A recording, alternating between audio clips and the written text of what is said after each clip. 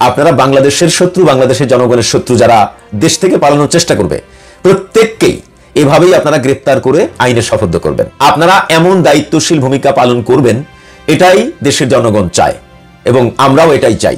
অপরাধ করে বর্তমান সরকারের সময় ছাড় পাবার সুযোগ নেই।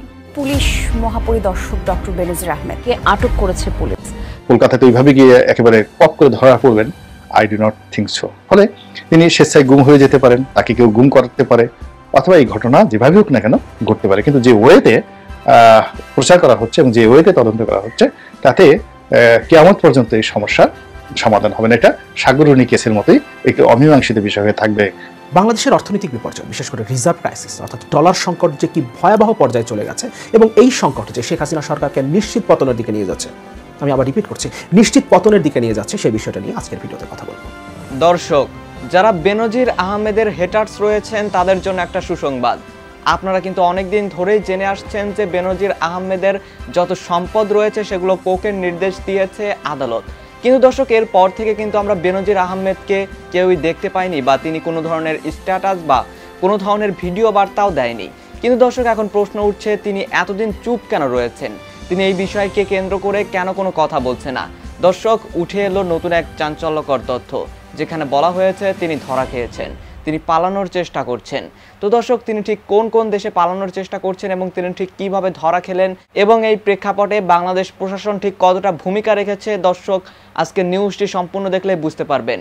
এমনকি দর্শক, এরই সাথে সাথে প্রধানমন্ত্রী শেখ হাসিনাকে এই মুহূর্তে কোনোভাবেই ছাড় দিচ্ছে না ভারতের প্রধানমন্ত্রী নরেন্দ্র মোদী।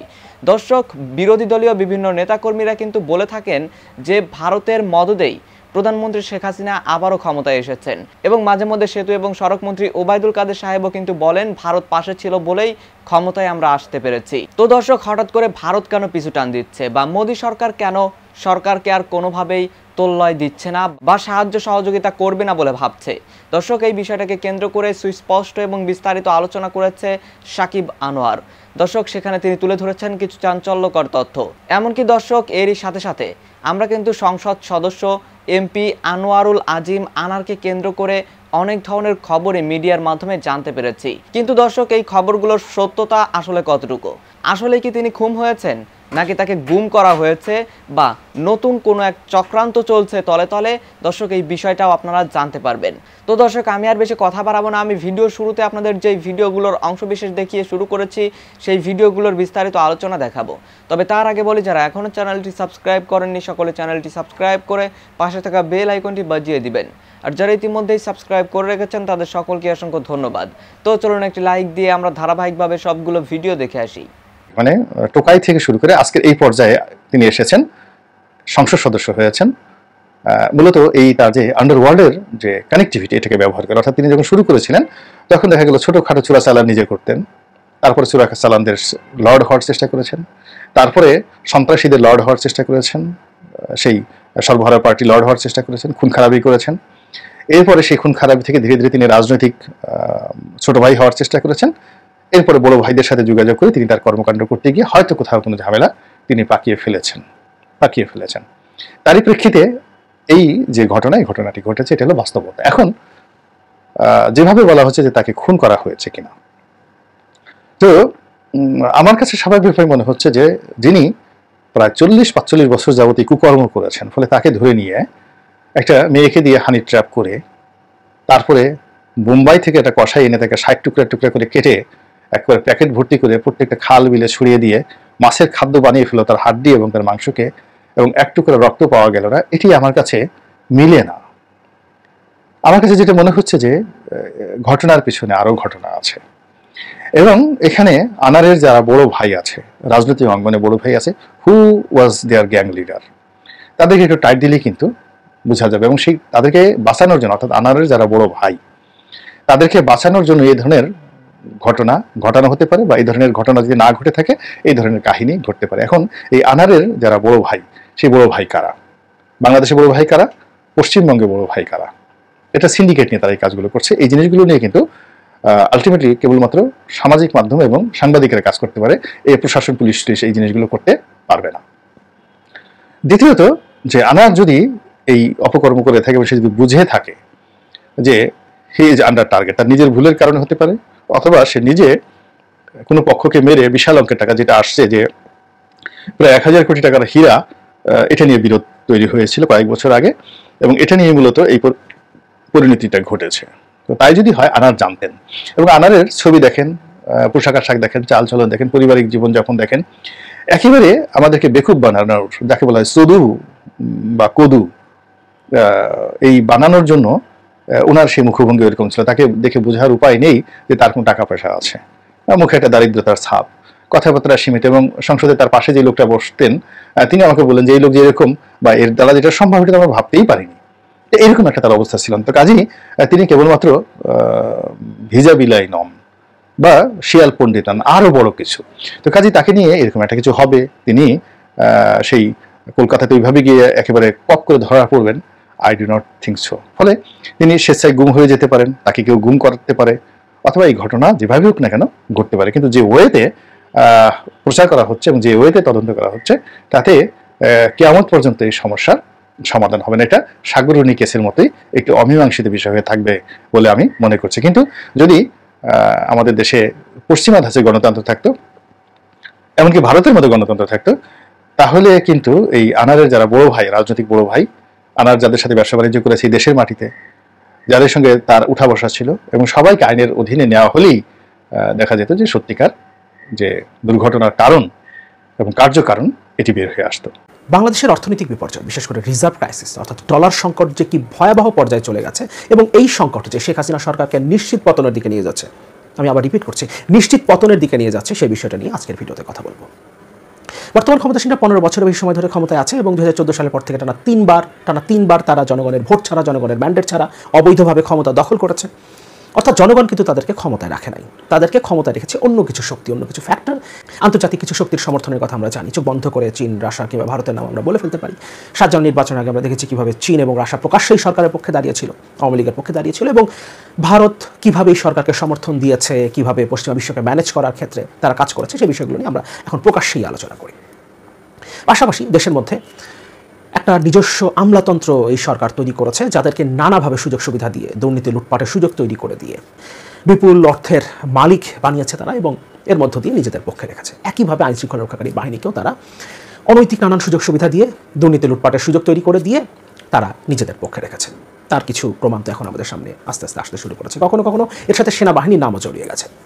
পাশাপাশি সে একটা ব্যবসায়ী গোষ্ঠী, একটা অলিগার্ক শ্রেণী তৈরি করেছে, যাদেরকে অবৈধ সুযোগ সুবিধা দেওয়ার জন্য সে কখনো সংসদকে পর্যন্ত ব্যবহার করছে। বিদ্যুৎ খাতের যে দুর্নীতি লুটপাটের কথা নিয়ে আমরা অনেক সময় আলোচনা করেছি। এই লুটপাটের সুযোগ তৈরি করে দেওয়ার জন্য সে সংসদকে ব্যবহার করে ইনডেমনিটি অর্থাৎ দায় মুক্তি দিয়েছে। আপনি এই দুর্নীতি লুটপাট নিয়ে কোনো প্রশ্ন করতে পারবেন না, আপনি আদালতেও যেতে পারবেন না। এভাবে একটা অলিগার্ক শ্রেণী সে তৈরি করেছে, অর্থাৎ ব্যবসায়ী গোষ্ঠী, যারা তাকে সমর্থন দিয়েছে অবৈধভাবে বিপুল অর্থের মালিক হবার বিনিময়ে। কিন্তু এই ফ্যাক্টরগুলোকে, যে সকল স্বার্থের বিনিময়ে সে নিজের পক্ষে রেখেছে, সেই স্বার্থগুলো সে যদি আর পূরণ করতে না পারে, তাহলে এই ফ্যাক্টরগুলো কিন্তু আর শেখ হাসিনাকে অবৈধভাবে ক্ষমতায় টিকিয়ে রাখার ক্ষেত্রে সাহায্য করবে না। বিশেষ করে সাম্প্রতিক সময় আমরা দেখেছি, যারা এই সরকারকে বিভিন্ন সময় অবৈধভাবে ক্ষমতায় টিকিয়ে রাখতে সহযোগিতা করেছে, একসময় এই সরকারের ক্ষমতার খুঁটি ছিল, তারা যখন সাবেক হয়ে গেছে, তাদেরকে তখন বলি দিতে এই সরকার পিছপা হচ্ছে না। তার মানে বর্তমানে যারা সেই অবস্থানে আছে, অর্থাৎ এখন যারা এই সরকারের ক্ষমতার খুঁটি, তারা কিন্তু এখন দ্বিতীয়বার ভাবতে বাধ্য হচ্ছে, যখন আমাদের আর প্রয়োজন পড়বে না, তখন এই সরকার ক্ষমতায় টিকে থাকতে আমাদেরকেও বলি দিতে দ্বিধা করবে না। এই ফ্যাক্টরগুলো কিন্তু এখন ভিন্নভাবে ডিফারেন্ট ওয়েতে চিন্তা করতে বাধ্য হচ্ছে। পাশাপাশি স্বার্থ যদি আপনি পূরণ করতে না পারেন, যে স্বার্থের বিনিময়ে আপনি এতদিন তাদেরকে পক্ষে রেখেছিলেন, তাহলে কিন্তু আপনি আর তাদের সমর্থন পাবেন না। এবং যেহেতু আপনি জনগণের ভোটে নির্বাচিত না, জনগণ আপনাকে ক্ষমতায় রাখে নাই, এই ফ্যাক্টরগুলোই আপনাকে ক্ষমতায় রেখেছে। সুতরাং এই ফ্যাক্টরগুলো যদি আপনার পাশে না থাকে, তাহলে আপনি ক্ষমতায় টিকতে পারবেন না, এবং সেই পরিণতির দিকে শেখ হাসিনা সরকার অগ্রসর হচ্ছে। 2018 সালের নির্বাচনের আগে শুধুমাত্র ভারতের বর্তমান ক্ষমতাসীনদের সমর্থন আদায় করার জন্য ভারতের বর্তমান ক্ষমতাসীন সরকারের প্রধানমন্ত্রী নরেন্দ্র মোদীর খুব কাছের একটা ব্যবসায়ী গ্রুপ, আদানি গ্রুপের সাথে একটা বিদ্যুৎ চুক্তি করেছিল বর্তমান সরকার। সেই আদানিরও 3,500 কোটি টাকা বকেয়া পড়েছে, কারণ তাদেরকে তো ডলারে পরিশোধ করতে হয়। আপনি ডলারে পরিশোধ করতে পারছেন না, আপনার কাছে ডলার নাই। অর্থাৎ আপনার ক্ষমতার খুঁটি যারা, তাদেরকেও আপনি তাদের পাওনা টাকা পর্যন্ত দিতে পারছেন না, যে চুক্তিগুলোর বিনিময়ে আপনি তাদের সমর্থন এতদিন আদায় করার চেষ্টা করেছেন। এই বকেয়ার সাথে কিন্তু চলতি মাস এবং গত মাসের হিসাবটা যোগ করা হয়নি। এখানে রিপোর্টের মধ্যে সে কথাগুলো বলছে। ভারত থেকে বর্তমানে 2656 মেগাওয়াট বিদ্যুৎ আমদানির চুক্তি রয়েছে বাংলাদেশের।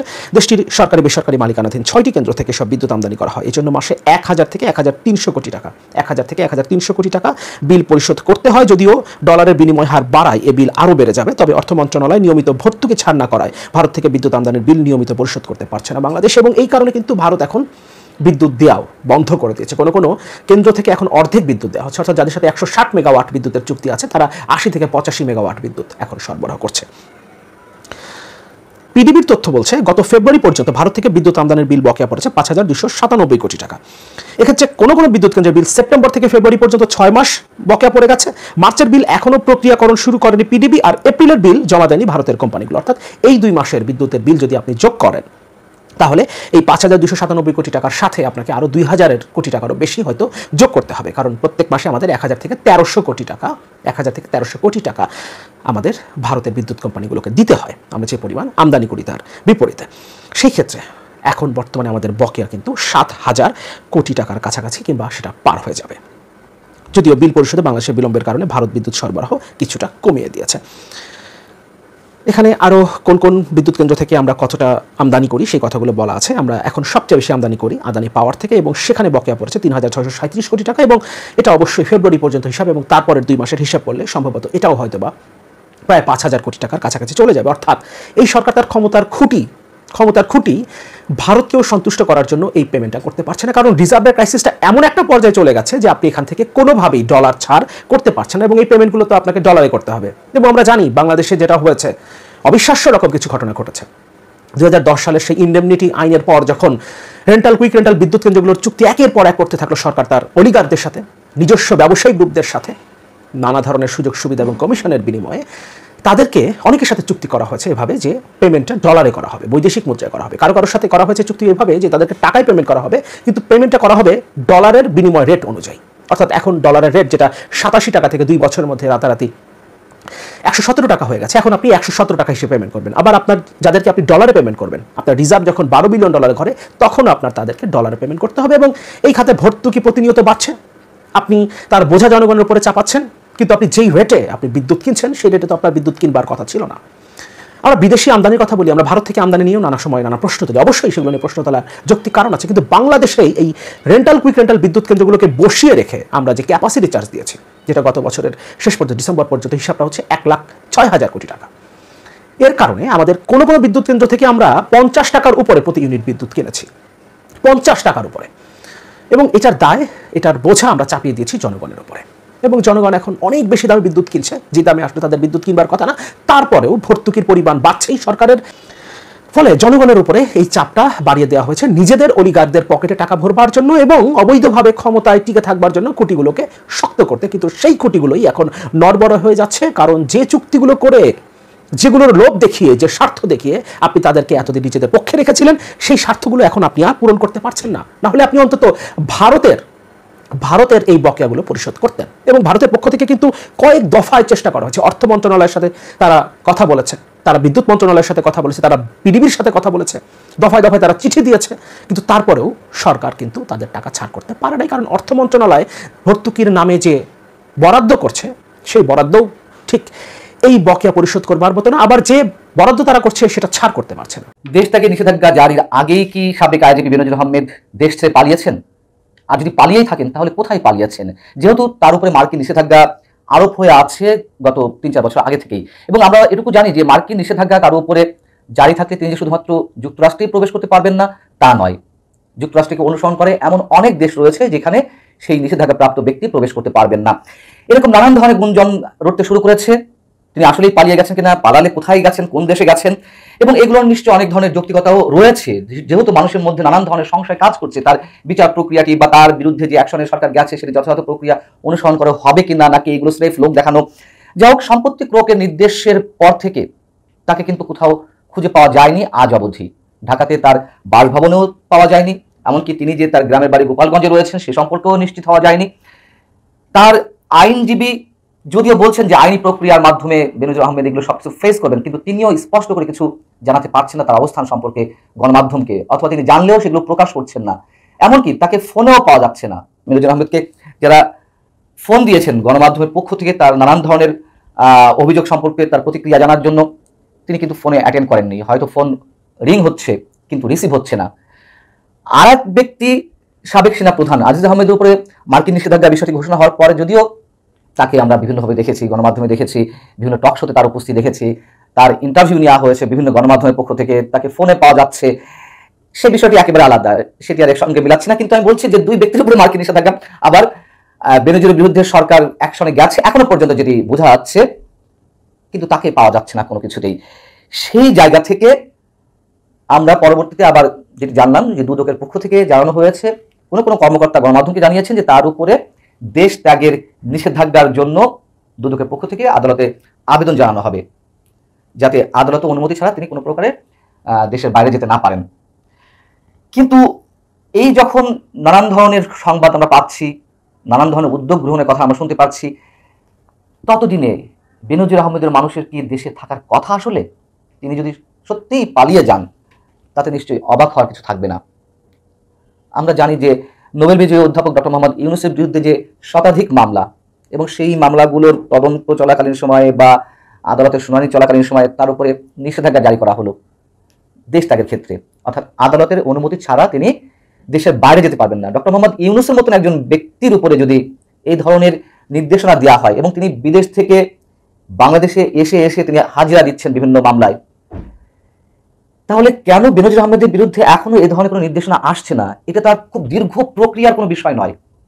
এবং যে ব্যক্তির সম্পদ প্রতিদিন অবাক করার মতন নতুন নতুন সংবাদ আমরা পাচ্ছি, তিনি কত টাকার মালিক মানুষ এও বলছেন যে হিসেব করে সম্ভবত পাওয়া যাবে না। এখন প্রশ্ন হচ্ছে যে বেনজির আহমেদ যদি সত্যিই পালিয়ে গিয়ে থাকেন অথবা পালানোর চেষ্টা করেন, তাহলে তিনি কোন দেশে যাওয়ার সুযোগটি নিতে পারেন? যেহেতু বলে রেখেছে তার উপরে মার্কিন নিষেধাজ্ঞা রয়েছে, মার্কিন নিষেধাজ্ঞা যেসব ব্যক্তির উপরে আরোপিত থাকে, যুক্তরাষ্ট্রের সঙ্গে যেসব দেশ অর্থনৈতিক এবং সামরিক বিভিন্ন জোটে অন্তর্ভুক্ত থেকে কাজ করছে, সেই সব দেশ ওই ব্যক্তিদের ভিসা দিতে চায় না, তারা তাদের দেশে ঢুকতে দিতে চায় না। এরকম কম বেশি 50টির মতো রাষ্ট্র এই নীতি অবলম্বন করে।